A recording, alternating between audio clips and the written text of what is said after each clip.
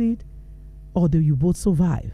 By God's grace, may all expecting mothers listening to me this morning, may you put to bed safely with your child safely and walk out of the delivery room safely with your child.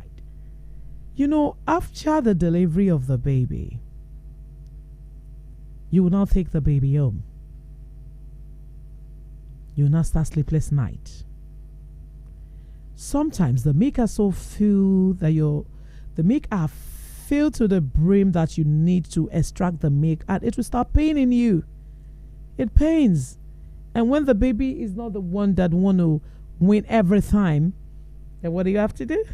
You just have to start pressing it and start wasting it away. Then the Yorubas, I don't know, maybe the Igbos do that. The Yorubas, the hot water segment, let me call it segment. The hot water segment in the bedroom when you wake up every day, the hot water you have to sit down on every day. So even if a man, if technology or biology or whatever you call it, if technology or biology has done something that a man cannot put to bed, you can go through the pains we'll go through. Because even if you put to bed, can you win the child? No, you cannot. So, the sleepless night, once the baby arrives, the woman needs to face it. Some men can stand it because they are going to office. They are going to the office the next morning. They have to leave the room for their woman and go and sleep maybe in the sitting room, in the parlor, or they sleep in a guest room, in the guest room. They can't even tolerate that cry because the baby will cry so much in the middle of the night that you have to win the baby. You have to be with the baby. You have to care for the baby. And after caring for the baby, you care for the home. Never you think because there's now a child, then that means you don't have time for your husband. The people will help you take care of your husband outside. So you have to be up and doing at every segment. It's a segment. Marriage is a segment. You have the segment, the taking care home segment. That is the housekeeping segment. And you're so lucky you have this housekeeper that comes every time to help you take care of the house. But that does not mean you're still doing nothing. Will you allow the housekeeper to keep for your husband? To cook for your husband? Never make that mistake as a woman. Because once it gets used to the food of the housekeeper, then I don't know what is left for you. Even if you don't know how to cook, go and learn how to cook. As a woman, you must know how to cook.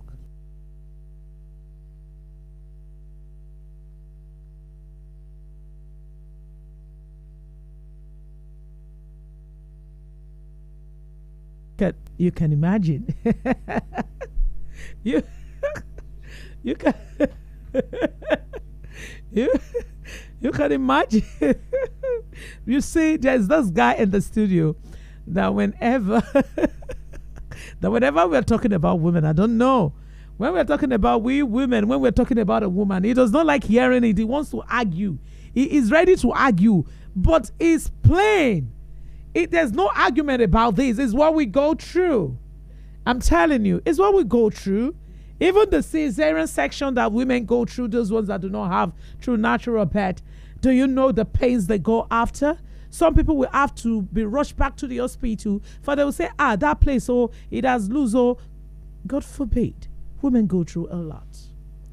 You know, if you have a loving woman, you don't know how grateful you are. If you have a caring woman, you don't know how grateful you are. I read a story on social media yesterday, and the man was asking for advice, and I was just laughing. And I went to the comment section, women too were laughing, so I was like, okay, I'm not guilty if I'm laughing. And I was just laughing because the man said he was complaining about his wife, and he called the wife. They stay in I don't know, but they stay outside the country. Maybe it's in UK or US, I don't know, but one out of the two. And the man said they have 5 children together. And the man called the wife and said, I want a divorce. And the wife said, okay, there's no problem.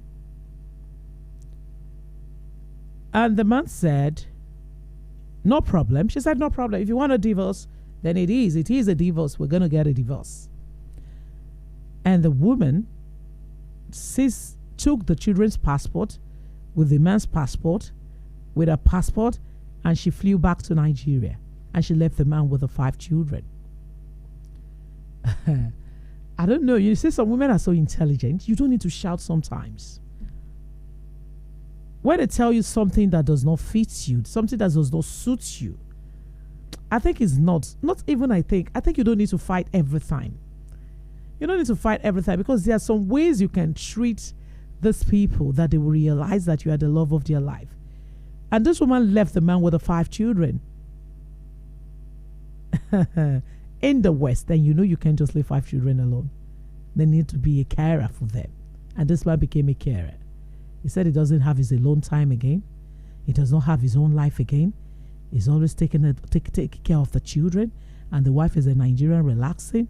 And he couldn't travel. There's no way he could travel because the wife took the passport. The wife took his passport and the children's passport and flew back to Nigeria. And the wife is in Nigeria, relaxing. He said he has been going through a lot. He said nobody to take care of the children for him, but a sister. Until the sister came to the rescue, and not a full rescue, is also a partial rescue. You know, over there you're on your own. Reason I look at people when they try to compare abroad with Nigeria.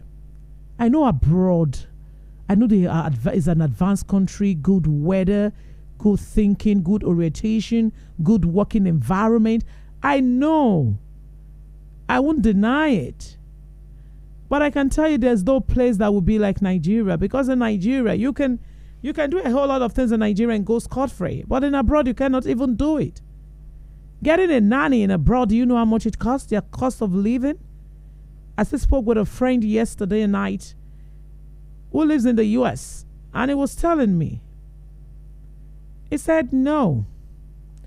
He's trying to come back home to settle down. And I laughed out loud. I said, that was the conversation I had with my man last week that we had an argument. I know abroad, you can't compare abroad to Nigeria. I know. But in terms of living, if you are okay in Nigeria, all you need to go do in abroad is for an holiday and come back.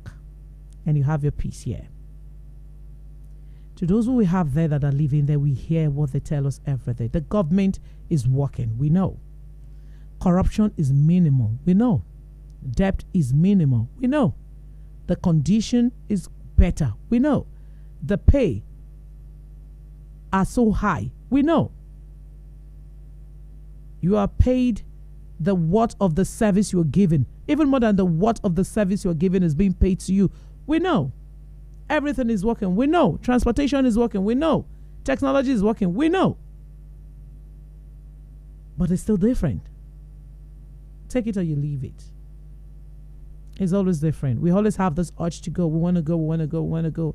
But when you get there, you will know that you've lost, or will I say you've lost your freedom somehow. And you can only even enjoy abroad better when you have your right documents. When you don't have the right documents, you can't even enjoy abroad. The story of someone that died in Germany, a friend that left for Germany. What happened? He was purging. Normally, if you're purging in Nigeria with our self-medication that you will give you, before you get to the hospital, if you have to go to the clinic. He was purging, a Nigerian in Germany. And nobody could take him to the hospital because they don't have the right document. There was no drugs for him to use, and he lost his life just like that.